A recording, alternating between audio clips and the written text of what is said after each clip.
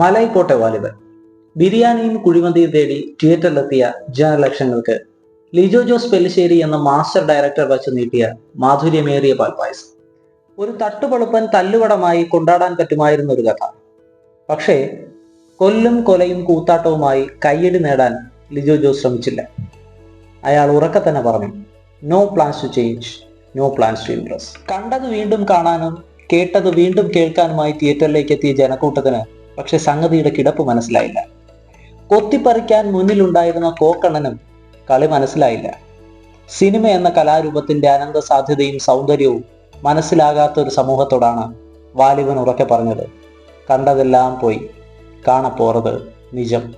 Film festival കാണാനെത്തിയ class ഓഡിയൻസിന് മുന്നിൽ പ്രദർശിപ്പിച്ച് അഭിപ്രായ രൂപീകരണം നേടിയ ശേഷം മാത്രമാണ് നൻപകൽ നേരത്ത് മയക്കം എന്ന ലിജോ ജോസ് ചിത്രം തിയേറ്ററിലെത്തുന്നത്.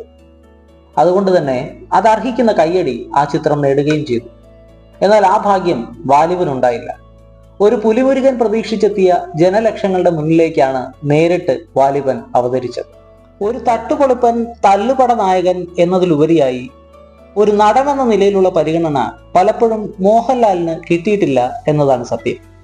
തന്നിലെ നടനെ തേച്ചു മിനുക്കി അടുക്കിയും ചിട്ടയോടെയും പ്രേക്ഷകർക്ക് മുന്നിലെത്തുന്ന മമ്മൂട്ടിയെ പോലെ ആയിരുന്നില്ല പലപ്പോഴും അയാൾ.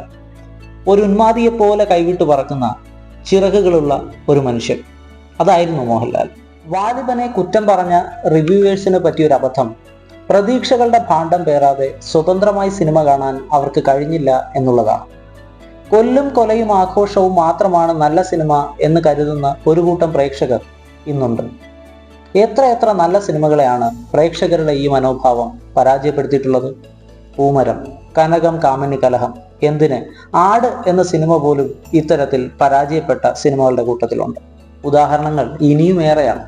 മലൈക്കോട്ടെ വാലിബൻ എന്തുകൊണ്ട് ഒരു തിയേറ്റർ ഹിറ്റ് ആയില്ല എന്ന് ചോദിച്ചാൽ ലിജോ ജോസ് പെല്ലിശ്ശേരിയുടെ മറ്റു സിനിമകളെ കൂടി നമ്മൾ പരിഗണിക്കേണ്ടി വരും.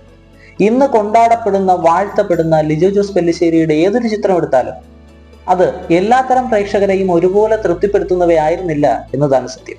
മലൈക്കോട്ടെ വാലിബൻ മലയാള സിനിമാ ചരിത്രത്തിലെ സുപ്രധാനമായ ഒരേടാണ്. ഒരു സിനിമയെ എങ്ങനെ സമീപിക്കണം എന്ന കാര്യത്തിൽ പ്രേക്ഷകനെ നവീകരിക്കാൻ ഈ സിനിമ ഒരുപക്ഷെ കാരണമായേക്കും. ഇനി വരുന്ന ധാരാളം കലാമൂല്യമുള്ള ചിത്രങ്ങൾക്കായി പ്രേക്ഷകന്റെ മനോഭാവത്തെ ഒരുക്കാൻ ഈ ചിത്രം ഒരുപക്ഷെ ഉപകരിക്കപ്പെട്ടേക്കും. മലൈക്കോട്ടെ വാലിബൻ നാളേക്കായി കരുതി വയ്ക്കാൻ കഴിയുന്ന സുന്ദരമായ ഒരു കലാസൃഷ്ടിയാണ്.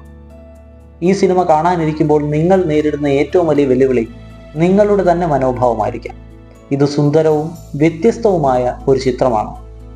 ഓർക്കുക, വ്യത്യസ്തമായത് എന്നാൽ മോശമായത് എന്നല്ല അർത്ഥം. ഒടുവിൽ ബാക്കിയാകുന്ന ചോദ്യം ഇത് എവരിവൺസ് കപ്പ് ഓഫ് ടീ ആണോ എന്നുള്ളതാണ്. ഒരിക്കലുമല്ല.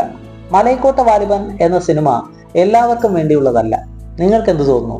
മലൈക്കോട്ടെ വാലിബൻ എല്ലാവർക്കും വേണ്ടിയുള്ളതാണോ? ഞാൻ അഭിപ്രായം പറയുന്നില്ല. പക്ഷെ നിലവാരമുള്ള ഒരു പ്രേക്ഷകനെയും സമാധാനത്തോടെയുള്ള ഒരു സിനിമാ കാഴ്ചയെയും മലൈക്കോട്ടെ വാലിബൻ അർഹിക്കുന്നുണ്ട്. മികച്ച കലാസൃഷ്ടികൾ ഇനിയും ഉണ്ടാകട്ടെ എന്ന് നമുക്ക് ആശിക്കാം. വീണ്ടും കാണാം. Thank you.